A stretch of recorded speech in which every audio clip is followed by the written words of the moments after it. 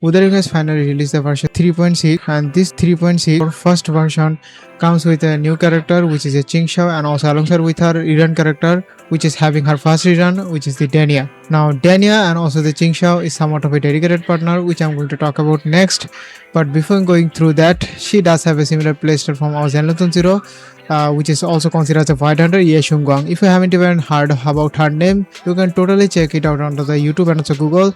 She does have the same playstyle what the Qingxiao is actually providing to us, which is a somewhat like 1,000 sword are hovering around her, and she can command each and every sword. So this is way too much powerful, and when we actually saw the leak of the Qingxiao gameplay, she can even fly with her sword in any other area. It's kind of like a unique traversal mechanic just like the Phoebe.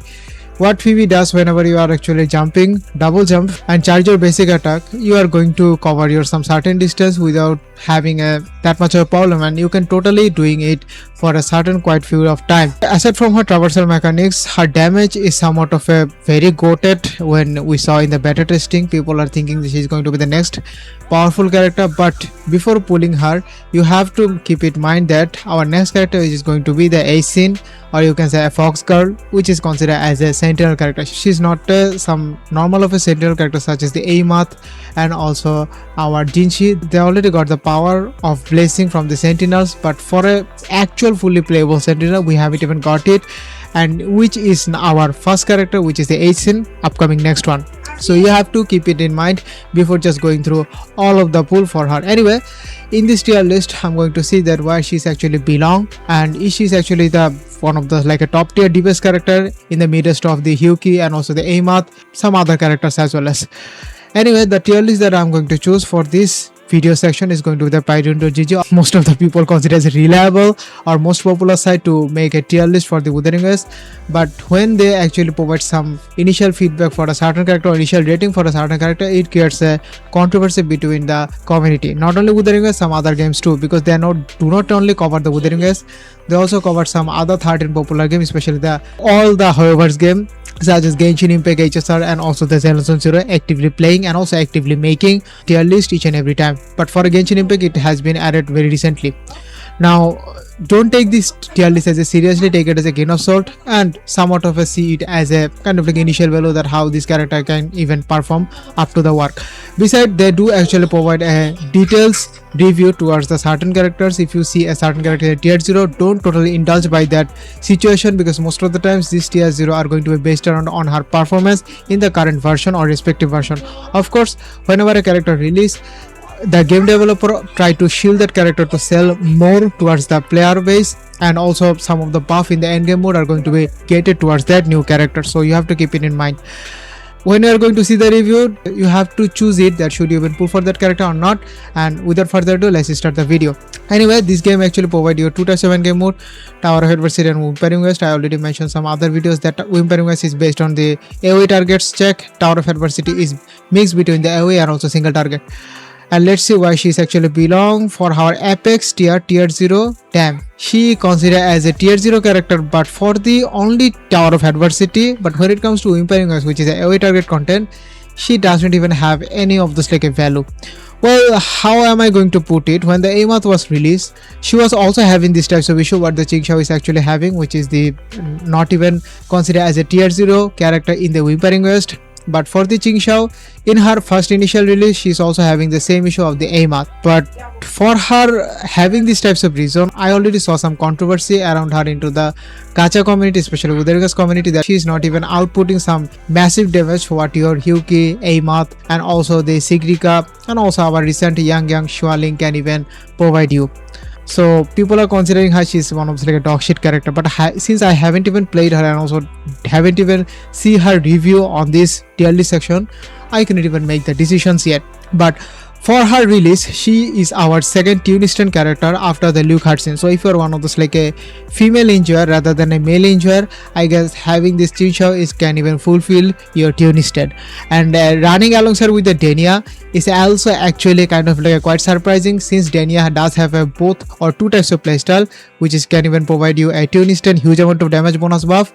Another type of damage is fusion burst damage, which is actually very helpful for the Amath. Considerably, she's somewhat like a best teammate slot for the Amath in current patches. Now for the Qingxiao, tune instant damage, no other character can even provide the amount of buff that the Denia can even provide to you for the tune instant. And that's all the simple things, and that is the thing that the Wuthering actually has been doing for a long time. When a certain character, certain DPS character release, their support character, especially if that character already have their debut from previous banners, they always rerun alongside with it to make a somewhat of a fill up the gap, not even performing underwhelming. Anyway, let's see other character position from is it actually change it or not.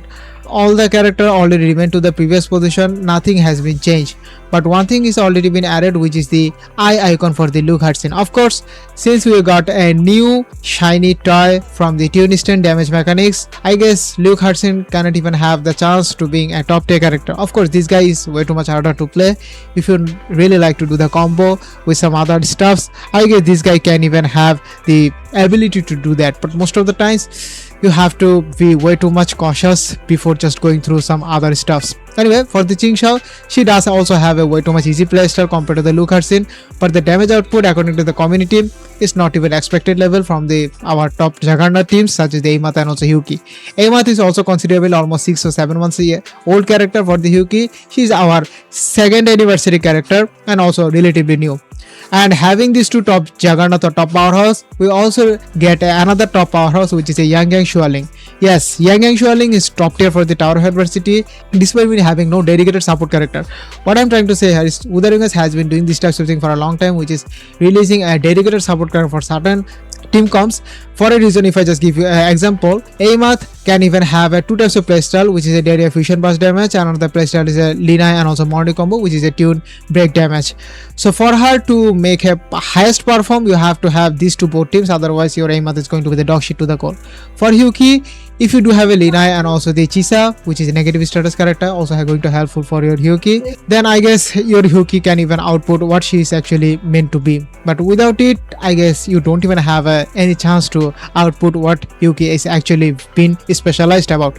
So that's the simple things, but for a Yang Shualin, she doesn't even require that much of a team member. You can totally use her with some old team members with a standard very Lina types of like a day one standard support characters. That's how much of a flexible, and so that's how much of a value she can even provide to your teammates. Aside from the value, she doesn't even require a signature weapon to work perfectly, because there are some other characters who actually really require the signature weapon to perfectly, or you can say function properly, which is Agosta is also another great example.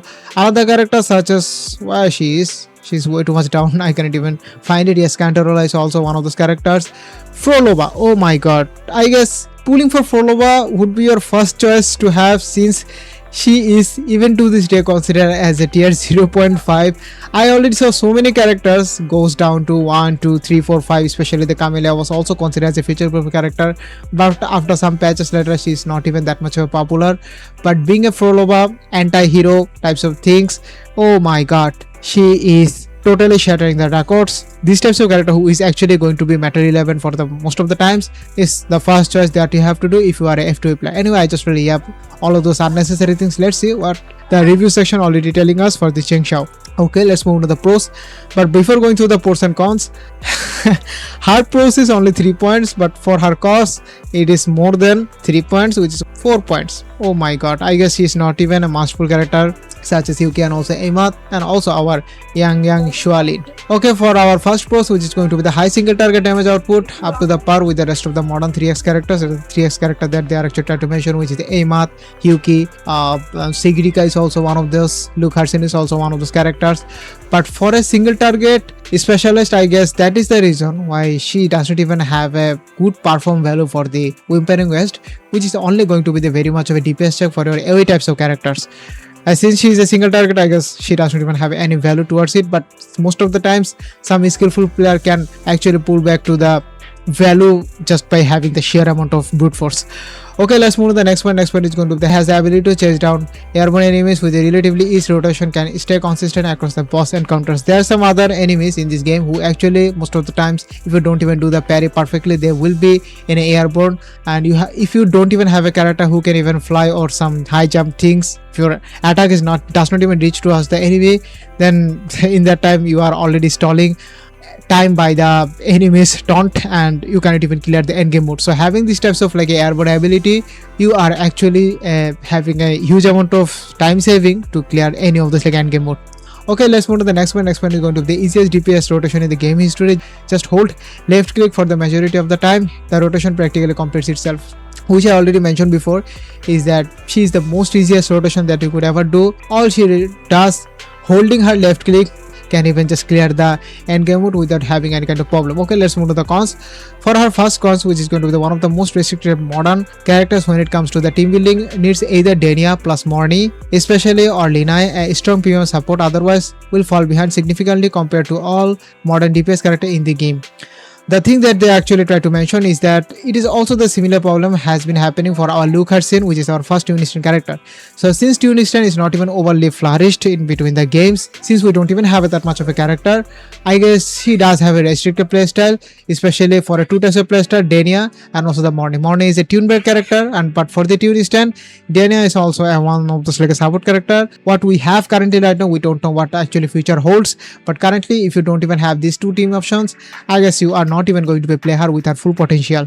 That is the thing that they are trying to mention in here, and that is the reason why they actually mention it with a most restricted team building options. So let's move on to the next one. Next one is going to be the faces issue in the multi-web AoE content, because the gameplay revolving around her Tunistan and Meteor attacks just like as much as Luke.